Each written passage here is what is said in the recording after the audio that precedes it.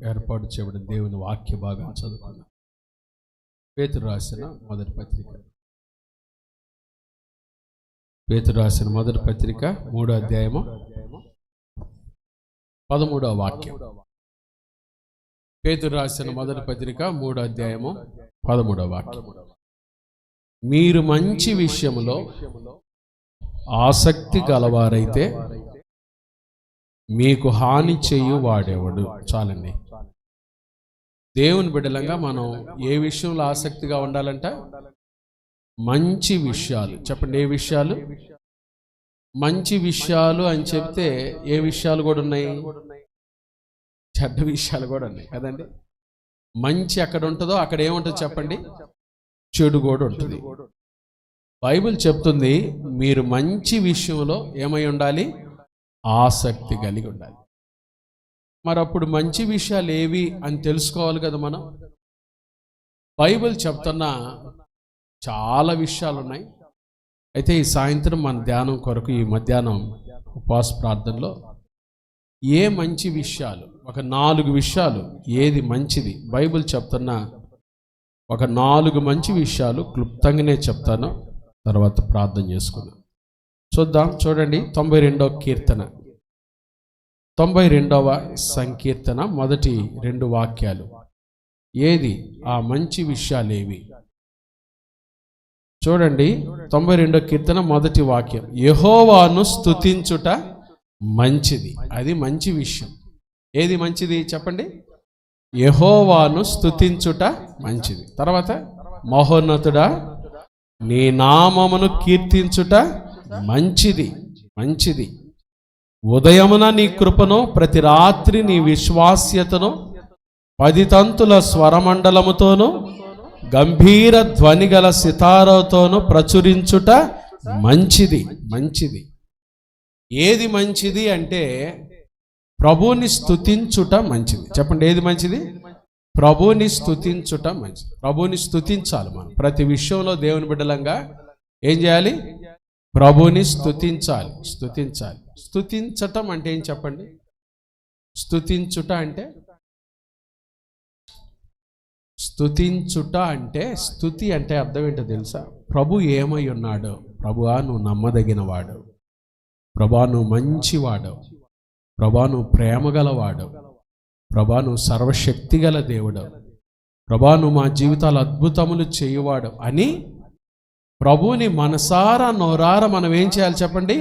మన నోటితో స్తుతిస్తూ ఉండాలి. స్తుతిస్తూ ఉండాలి. ప్రభువా నూతన క్రియ చేస్తావు నా జీవితంలో, నా అరణ్య రోదన ఉల్లాసముగా మారుస్తావు, నా ఎడారి జీవితంలో సుఖ సౌఖ్యాలు నింపుతావు, నన్ను పరిశుద్ధపరుస్తావు, నన్ను బాగు చేస్తావు, నా జీవితంలో స్వస్థత కలిగిస్తావు. ప్రభుని స్తుతించుట మంచిది. మన నోటితో మనం ఏం చేయాలి చెప్పండి?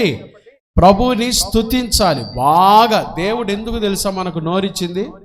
బూతు మాటలు తిట్టడానికి కాదు, సాడీలు చెప్పడానికి కాదు, అబద్ధాలు ఆడటానికి కాదు, వాళ్ళ మీద వీళ్ళ మీద కొండాలు చెప్పడానికి కాదు, లేకపోతే ఇదిగో పలానోళ్ళ మీద అపనిందలు వేయటానికి కాదు. దేవుడు ఎందుకు మనకి నోరిచ్చిందంటే ఆయన సృష్టిని చూస్తూ, ఆయన చేసిన అద్భుతములను చూస్తూ మనసారా మనం ఏం చేయాలి చెప్పండి? దేవుణ్ణి స్తుతించాలి. స్తుతించాలి. ఒక భక్తుడు దేవుని స్తుతించాడు. ఎలా స్తుతించాడు చూడండి. దేవా నీ సృష్టి ఎంత సౌందర్యం, అది మా ఊహలకే అతీతం, నీ జ్ఞానమెంతో అద్భుతం, అది మా నేత్రములకే అతీతం.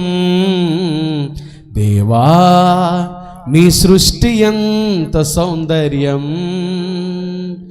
ఆకాశ పక్షులు, సూర్య చంద్ర నక్షత్రములు, ఈ పక్షుల పలుకులు, సెలయేటి పరవళ్ళు, వీచే చల్లని గాలి, వికసించే పువ్వులు, ఎంత మధురం, ఎంత ఆనందభరితం. దేవా నీ సృష్టి ఎంత సౌందర్యం, ఎంత చక్కగా ఉంది కదండి. మన నోటితో మనం ఏం చేయాలి చెప్పండి? దేవుని ఏం చేయాలి? స్తుతించాలి. దేవుడు అందుకని దావీదు అంటాడు కదా, నేను ఎల్లప్పుడూ యెహోవాను స్తుతించెదను, నిత్యము ఆయన కీర్తి ఎక్కడ ఉంటుంది? నా నోట ఉండును. దేవుని బిడ్డలంగా మనం ఎప్పుడు ఆయన ఏం చేయాలి? స్తుతించాలి. యోబు జీవితంలో యోబు సమస్తమును కోల్పోయాడు, అన్ని కోల్పోయాడు. ఏమన్నాడు తెలుసు యోబు? యెహోవా ఇచ్చెను, యెహోవా తీసుకొని పోయెను, యెహోవా నామమునకు స్తుతి కలుగును గాక. చూడండి, ఏమీ లేనప్పుడు, అన్ని కోల్పోయినప్పుడు కూడా యోబు ఎవరిని ఏం చేశాడు చెప్పండి? నోటితో దేవుని స్తుతించాడు. తర్వాత మాట ఏముంటుందో తెలుసా? ఈ సంగతులలో యోబు ఏ పాపమును చేయలేదు, దేవుడు అన్యాయము చేశానని చెప్పలేదు. ఆ మాట ఉందండి. తన నోటితో దేవుడు అన్యాయం చేశాడని కూడా అనలేదంట యోబు. ఎక్కడ పాపం చేయలేదంట. 10 మంది బిడ్డలను కోల్పోయి, ఆస్తి కోల్పోయి, సమస్తమును కోల్పోయిన యోబు ఏమన్నాడు తెలుసా? యెహోవా ఇచ్చెను, యెహోవా తీసెను. దేవుని జ్ఞాపకం చేసుకోవాలి. దేవుని స్తుతించి, దేవుని స్తుతించుట మంచిది. దేవుడు అందుకనే మనల్ని సృష్టించుకుంది. మన అందరం కలిసి ఏం చేయాలి చెప్పండి? ఏ పరిస్థితుల్లోనైనా, ఏ కష్టములోనైనా, ఏ బాధలోనైనా మనందరం దేవుని ఏం చేయాలి? స్తుతించాలి. ఆయన్ని స్తుతించాలి, స్తుతించాలి. యెహోవాను స్తుతించుట మంచిది. 147వ కీర్తనలో ఏముంటుందో తెలుసా? దేవునికి స్తోత్రము గానము చేయుటయే మంచిది, మనమందరము స్తుతి గానము చేయుటయే మంచిది. ఉందా లేదా? ఉందా లేదా చెప్పండి. దేవుని మనం ఏం చేయాలి చెప్పండి? స్తుతించుట మంచిది. ఏ విషయంలోనైనా, కష్టం వచ్చినా, బాధ వచ్చినా, నెమ్మది, ఏ పరిస్థితుల్లోనైనా మనం దేవుని ఏం చేయాలి? స్తుతించుట మంచిది. కాబట్టి ఈ రోజు నుంచి మీరు ఏ పరిస్థితుల్లో వచ్చారో, ఏ కష్టములో వచ్చారో, ఏ బాధలో వచ్చారో, మీరు దేవుని ఏం చేయండి? మనసారా ఏం చేయండి చెప్పండి? మీరు మనసారా స్తుతించినప్పుడు మీకు జరిగే అద్భుతం ఏంటో తెలుసా? స్తుతి స్థితిగతులను మార్చిద్దంట. మీరు దేవుని మనసారా, అంటే మనసులో ఏ పొరుపు లేకుండా మంచి మనసుతో, ప్రభువా నువ్వు ఎంత గొప్ప దేవుడవయ్యా, యెరూషలేము యెహోవాయే కట్టుచున్నవాడు, అట్లా మనసు దేవునిని మనసు నిండా నింపుకొని మీరు దేవుని స్తుతిస్తుంటే, ఇశ్రాయేలీయులు దేవుని స్తుతించినప్పుడు ఏం చెప్పినా? ఏం జరిగింది చెప్పండి? ఎరికో గోడలు కూడా వెళ్ళిపోయాయి. ఎటువంటి అసాధ్యమైన కార్యాలైనా స్తుతి ద్వారా దేవుడు అద్భుతాలు చేస్తాడు.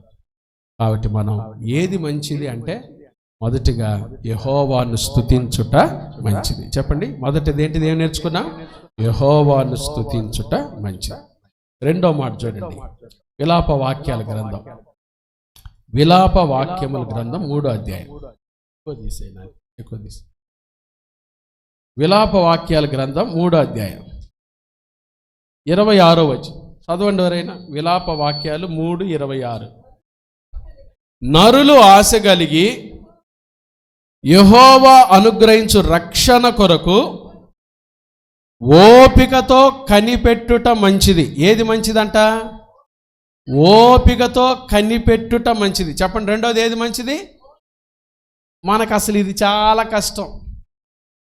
మనకన్నీ ప్రార్థన చేసి అయిపోగానే ఆమె నన్నలోపు ఏం చేయాలి? గిర్రం తిరిగి ఆలీబాబా అద్భుత దీపం లాగా ఓం తూ అనగానే ఏమి చేస్తుంది? తాయెత్తు వచ్చేస్తుంది. అబ్బా జరిగింది అద్భుతం. అట్టా మనకి ఇప్పుడు అంతా మనకు అన్నీ ఫాస్ట్ అయిపోయినాయి, తొందర అయిపోయింది. బైబిల్ చెప్తుంది, దేవుడు అనుగ్రహించు రక్షణ కొరకు ఎలా ఉండాలంట?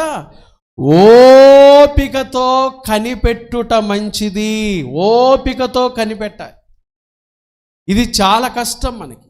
కానీ దేవుడు ఒక కార్యం చేయాలంటే దాని కొరకు మనం ఏం చేయాలి? ఓపికతో కనిపెట్టాలి. కనిపెట్టుట మంచిది. చాలాసార్లు మన విశ్వాస జీవితంలో అన్నీ త్వరగా జరిగిపోవాలి. త్వరగా జరగవు. త్వరగా చేసే ఏదన్నా ఉంటే ప్రభు త్వరగానే చేస్తాడు. నీ కొరకు శీఘ్రముగా చేస్తాడు. త్వరగా చేసే కార్యాలు ఏదన్నా ఉంటే త్వరగానే చేస్తాడు. కానీ కొన్ని కార్యాలు ఏం చేయాలి? నువ్వు కనిపెట్టాలి, దేవుని కాడ కనిపెట్టాలి. బైబిల్ చెప్తుంది, దేవుడు తగిన సమయమందు మిమ్మును హెచ్చించున్నట్లు ఆయన బలిష్టమైన చేతి క్రింద ఏమై ఉండండి, దీన మనస్కులు, అంటే దీనులై కనిపెట్టండి అని అర్థం. కనిపెట్టండి, ప్రభు కార్యం చేసేంత వరకు కనిపెట్టండి, ప్రభు అద్భుతం చేసేంత వరకు కనిపెట్టండి అని బైబిల్ చెబుతుంటే ఉపవాస ప్రార్థనకి వెళ్ళానుగా, వెళ్తే ఏం జరిగింది? ఏమీ జరగలే, నాకు తెలుసుగా. కొంతమంది అట్లా నిరాశతో మాట్లాడతారు, నిరుత్సాహంతో మాట్లాడతారు. ఇదిగో 1 సంవత్సరం నుంచి ప్రార్థనకు వస్తున్నా, ఏం చేసాడు దేవుడు? ఏమి చేయలే, నాకు తెలుసుగా. ఇట్లా మనం నిరుత్సాహపడకూడదు, నిరాశ పడకూడదు. బైబిల్ ఏం చెప్తుందంటే ఓపికతో ఏం చేయాలంట? మనం కనిపెట్టుట మంచిది, ఓపికతో కనిపెట్టాలి. దేవుడు ఒకరోజు దావీదుని గొర్రెల దొడ్డిలో నుంచి ఏం చేశాడు? ఇశ్రాయేలుకు రాజుగా చేశాడు. ఎన్ని సంవత్సరాలు దావీదు కనిపెట్టాడండి? ఎన్ని సంవత్సరాలు? అబ్రహాము జీవితంలో దేవుడు వాగ్దానం ఇచ్చినప్పుడు 75 సంవత్సరాలు అబ్రహాము జీవితంలో ఎప్పుడు ఆ వాగ్దానం నెరవేర్చబడింది? 100 సంవత్సరాల కంటే ఎన్ని సంవత్సరాలు కనిపెట్టాడు? 25 సంవత్సరాలు. చెప్పండి, ఎన్ని సంవత్సరాలు? మనం 25 నిమిషాలు ఓపిక పెట్టలేం. గబా స్టేషన్కి వెళ్తారు రెడీ అయ్యి, 5 ప్యాసింజర్కి నేను కర్నూలు పోవాలని పోతారు. ఆడ పోగానే 5 గంటల 15 నిమిషాలు ప్యాసింజర్ కాచిగూడ లేకపోతే బోచిగూడ ఏదో ప్యాసింజరు సరిగ్గా గంటాలస్యంతో వస్తుంది అనగానే నాకు తెలుసుగా, స్టేషన్కి వద్దని చెప్పాక ముందుగానే వద్దని చెప్పాగా నా మాట విన్నావు పా. ఆ గంట సేపు కూడా ఏం చేయలేము అక్కడ మనం, అంత ఫాస్ట్. అబ్రహాం 25 సంవత్సరాలు ఎదురు చూశాడు.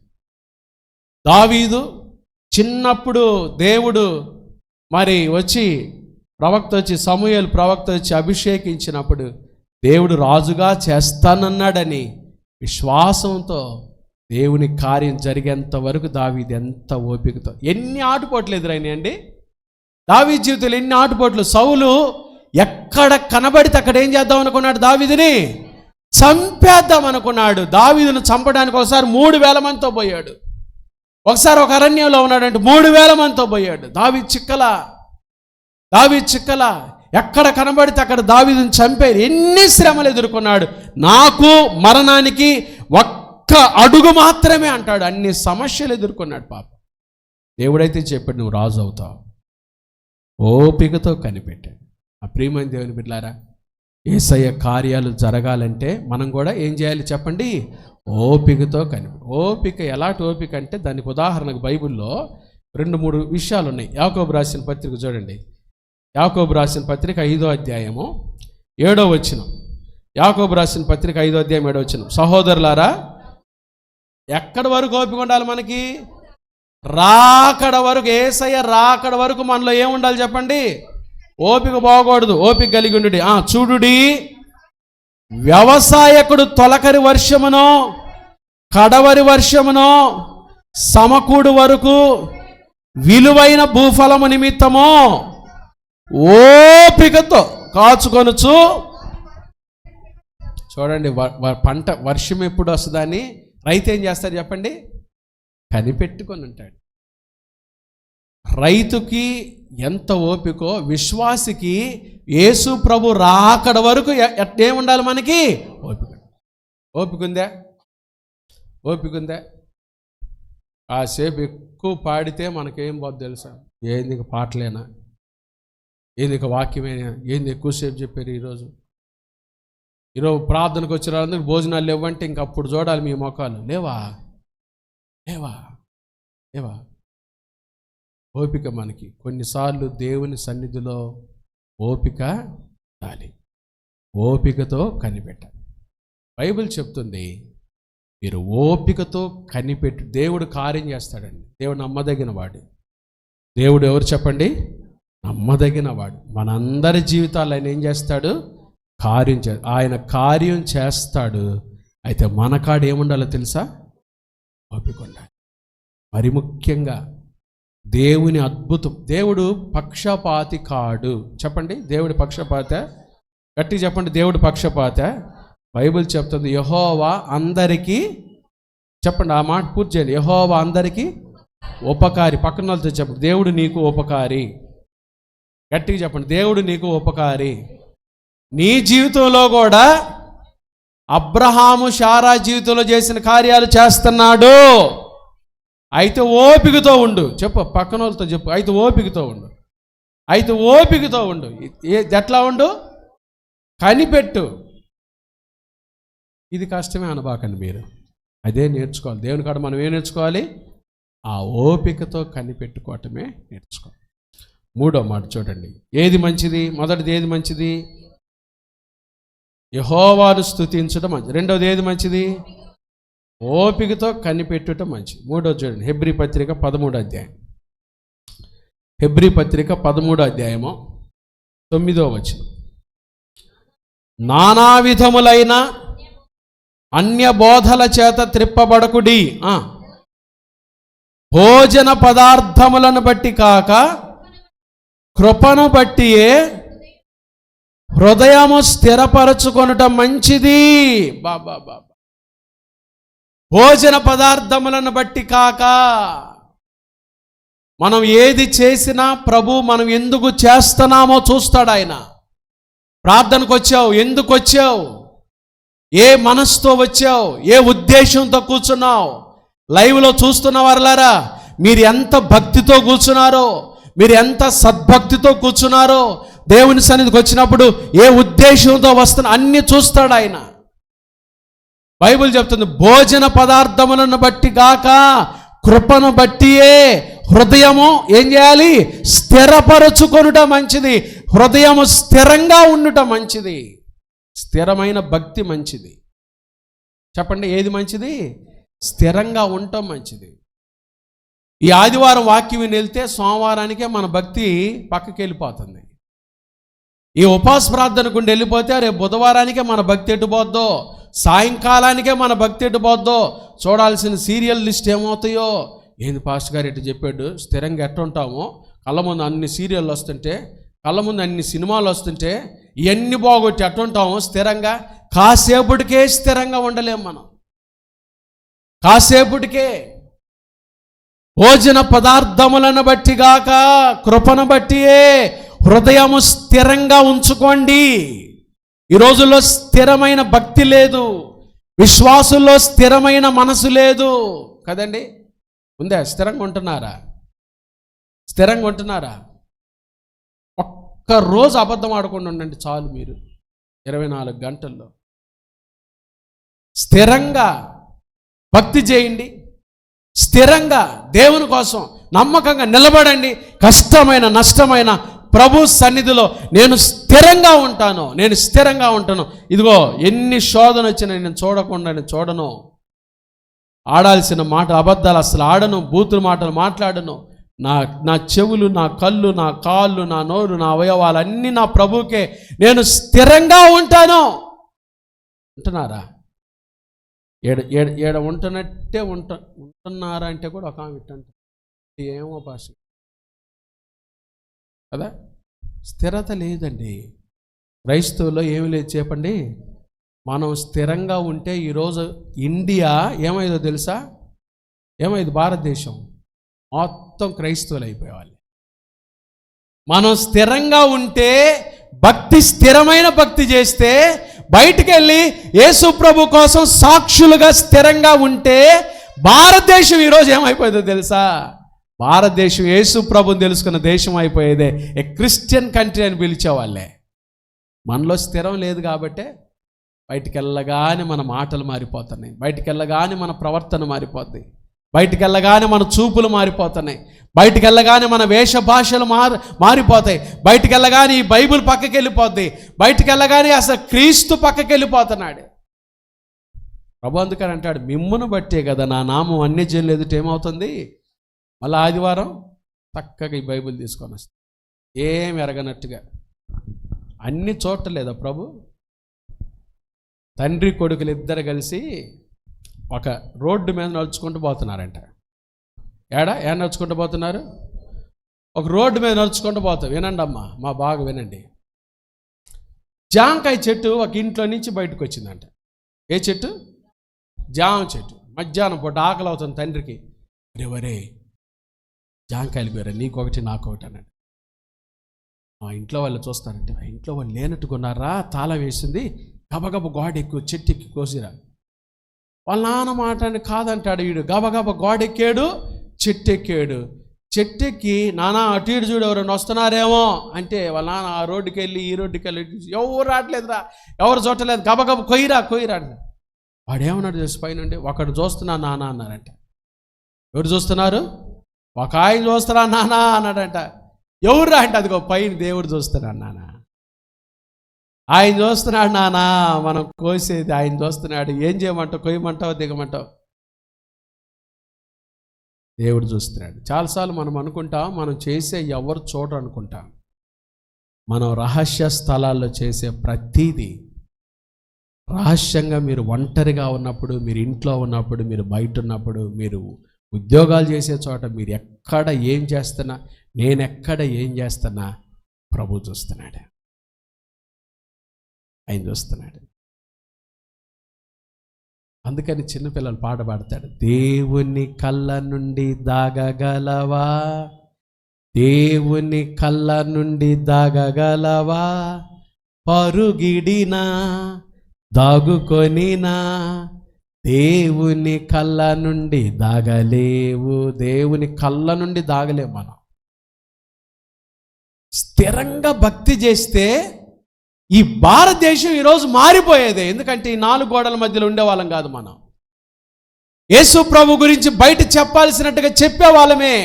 ప్రభు నమ్ముకోండి అయ్యా, యేసే త్వరగా రాబోతున్నాడు, యేసు ప్రభు మన కొరకు ఈ లోకానికి వచ్చాడు, మన పాపల నిమిత్తమై సిలువలో మరణించాడు, సమాధి చేయబడ్డాడు, మరణాన్ని జయించి తిరిగి లేచాడు, మన కొరకు తిరిగి రానయ్యాడు, పరిశుద్ధుడు ఆయన మా జీవితాన్ని మార్చాడు. ఇదిగో మా బ్రతుకు మారిపోయింది. ఈరోజు మనం స్థిరంగా లేం, మన భక్తి స్థిరంగా లేదు, మన విశ్వాసం స్థిరంగా లేదు.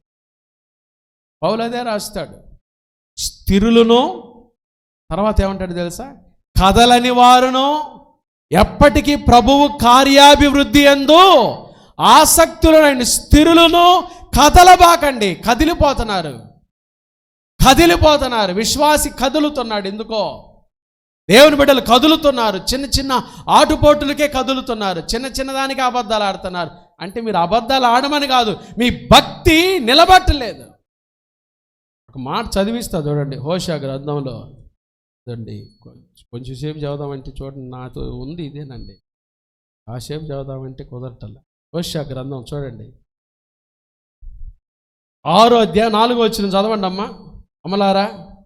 అమ్మలారా, ఉపవాస ప్రార్థనకు వచ్చిన అమ్మలారా, దేవదూతలారా, లైవ్లో చూస్తున్న అమ్మలారా, హోషేయ గ్రంథం 6వ అధ్యాయం 4వ వచనం, ఎఫ్రాయిమో నిన్ను నేనేమి చేతునో అంటున్నాడు దేవుడు. నిన్ను నేనేమి చేతును? ఏం చేసేదయ్యా? అయ్యా ఏం చేసేదమ్మా? ఏం చేసేది? ఎందుకో చూడండి, యోధా నిన్ను నేనేం చేస్తానయ్యా? ఏం చేయమంటావయ్యా? ఏం చేసేదయ్యా? ఏం చేతును? తెల్లవారగానే కనబడు మేఘము ఎగిరిపోవునట్లు, ప్రాతకాలమున పడు మంచు ఆరిపోవునట్లు మీ భక్తి. మంగళవారం ఏమో ఉపవాస ప్రార్థన, బుధవారం తొలి ఏకాదశి వస్తే కొండ ఎక్కాల్సిందే. రేపు ఇంకొకటి అంటే పాలు పోయాలండి, ఆ పొట్టలో పాలు పోయాలండి, మేము పోయేస్తామండి. చూడండి బైబిల్ ఎంత, తెల్లవారగానే కనబడు మేఘము ఎగిరిపోవునట్లు. తెల్లవారగానే మేఘాలు ఏమవుతాయి? తెల్లవారుగానే మేఘాలు ఉండవు, రాత్రులే ఉంటాయి మేఘాలు. తెల్లవారుగానే మేఘం ఏమైపోద్ది? ఎగిరిపోద్దంట. ప్రాతకాలమున పడు మంచు సూర్యుడు రాగానే ఏమైపోద్ది? ఆరిపోద్ది. ప్రాతకాలమున పడిన మంచు సూర్యోదయానికి ఆరిపోయినట్లు మీ భక్తి ఏమైంది చెప్పండి? నిలబట్టల్లా. దీపావళికి బాంబులు కాసేది ఎవరో తెలుసా? మనోళ్ళే. మొత్తం పిచ్చిబుడ్డి బొచ్చుబుడ్డి మొత్తం తెచ్చుకునేదంతా మనోళ్ళే. మొత్తం అన్ని కాల్చేదంతా మనోళ్ళే. తెలుసా మీకు? మళ్ళీ వీళ్ళు ఉపవాస ప్రార్థనకు వస్తారు. మళ్ళీ ఆడికి వస్తారు? ఆదివారం చర్చికి వస్తారు. మళ్ళీ శనివారం విజ్ఞాన ప్రార్థనకు వస్తారు. మళ్ళీ ఇంకొక చోట ప్రార్థన అంటే పరిగెత్తారు. మళ్ళీ ఇంకో చోటకి వెళ్తారు. చూసారండి ఎంత భయంకరమో. మనమే అంటల్లా, క్రైస్తవులు కానీ దేవుని వాక్యం తెలుసుకున్న వారు భక్తిలో స్థిరంగా ఉంటే దేవుని మహిమ కొరకు ఆ రోజు దానియేలు, షడ్రక్, మేషక్, అబేద్నగోలు నిలబడ్డట్టుగా నిలబడే వారమైతే భారతదేశం ఈరోజు ఏ దేశం అయిపోయేదో తెలుసా? చెప్పండి గట్టిగా. క్రిస్టియన్ కంట్రీ అని పిలిచేవాళ్ళే, క్రైస్తవ దేశం అని పిలిచేవాళ్ళే. స్థిరంగా ఉండాలి. కృపను బట్టి మీ హృదయములు స్థిరపరుచుకొనుట మంచిది. మాటల్లో స్థిరంగా ఉండాలి. దేవుని కోసం ఏదన్నా చేసే దాంట్లో స్థిరంగా ఉండాలి. మన భక్తిలో స్థిరంగా ఉండాలి. ప్రార్థనలో స్థిరంగా ఉండాలి. ఈరోజు ప్రార్థన చేస్తే చాలు అనుకుంటాం. ఈరోజు తింటే రేపుకో తినకుండా ఉంటే పోతులే అనుకోవచ్చుగా. ప్రార్థనలో స్థిరంగా ఉండాలి. భక్తిలో స్థిరంగా ఉండాలి. వాక్య ధ్యానంలో దేవుని కోసం నమ్మకంగా జీవించే విషయంలో మనం స్థిరముగా ఉండుట మంచిది. 3 విషయాలు విన్నాం. ఒకటి ఏది మంచిది? స్తుతించుట మంచిది. రెండవది కనిపెట్టుట మంచిది. మూడవది స్థిరులుగా ఉండుట మంచిది. ఆఖరి చూడండి, పేతురు రాసిన మొదటి పత్రిక 3వ అధ్యాయం. పేతురు రాసిన మొదటి పత్రిక 3వ అధ్యాయము 17వ వాక్యం. పేతురు రాసిన మొదటి పత్రిక 3వ అధ్యాయం 17వ వాక్యం. దేవుని చిత్తం అలాగున్న ఎడల కీడు చేసి శ్రమపడుట కంటే మేలు చేసి శ్రమపడుటయే ఎంత మంచిదంట. మేలు చేస్తే ఈ రోజులో కీడే వచ్చింది. ఆదర్శ కొత్తగా అనుకోబాకు, బైబిల్ ఎప్పుడో రాసి. ఎవరికన్నా అప్పించామనుకోడు నిండా ముంచుతాడు. మేలు చేస్తే ఏమొస్తుంది చెప్పండి? కీడు వస్తుంది, శ్రమ వస్తుంది ఈ రోజుల్లో. అట్లని మేలు చేయకుండా ఉంటామా? చెయ్యాలి. దేవుని బిడ్డలం.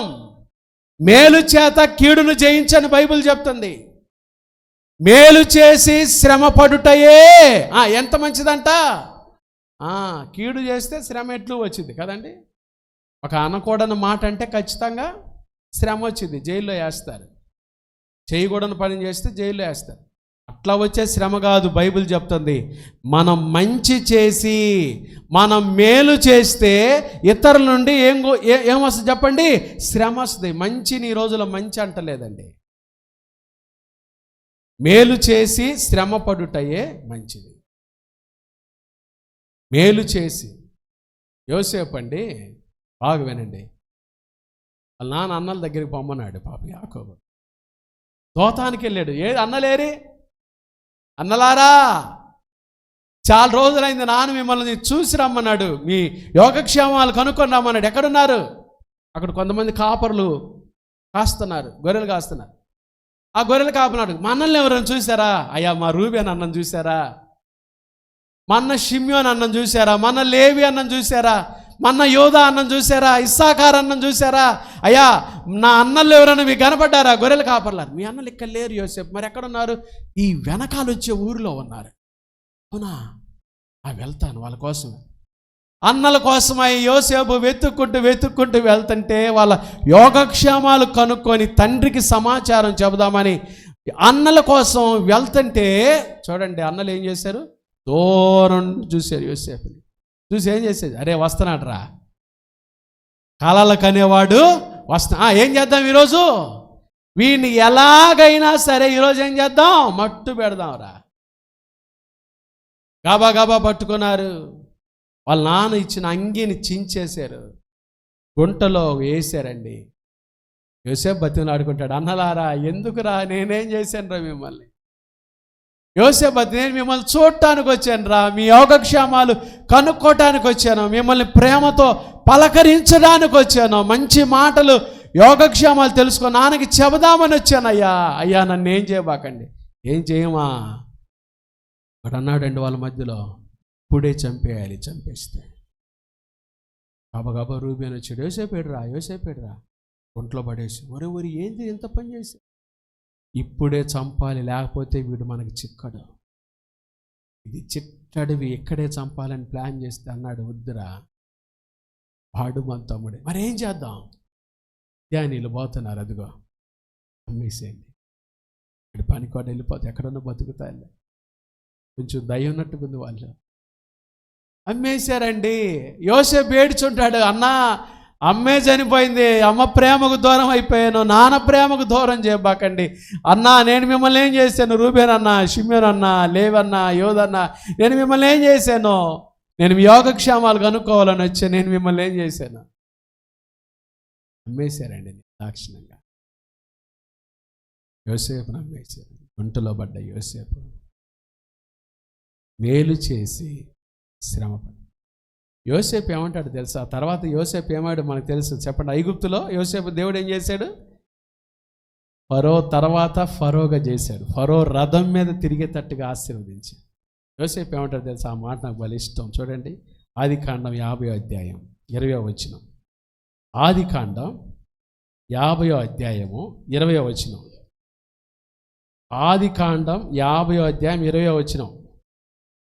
మీరు నాకు కీడు చేయ ఉద్దేశించితిరి గాని నేటి దినమున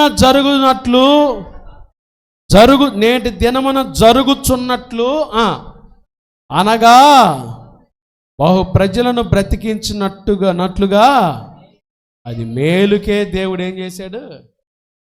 యోసేపు ఏమో వాళ్ళకి మేలు చేశాడు, కానీ వాళ్ళు ఏం చేశారు? యోసేపుకి కీడు చేశారు. కానీ దేవుడు ఏం చేశాడు చెప్పండి? ఎవరైనా మనుషుల్ని కీడు చేయాలనుకున్నా నీకు వచ్చే కీడును దేవుడు మేలుగా మార్చునుగాక. నీకొచ్చిన కీడును దేవుడు మేలుగా మార్చునుగాక.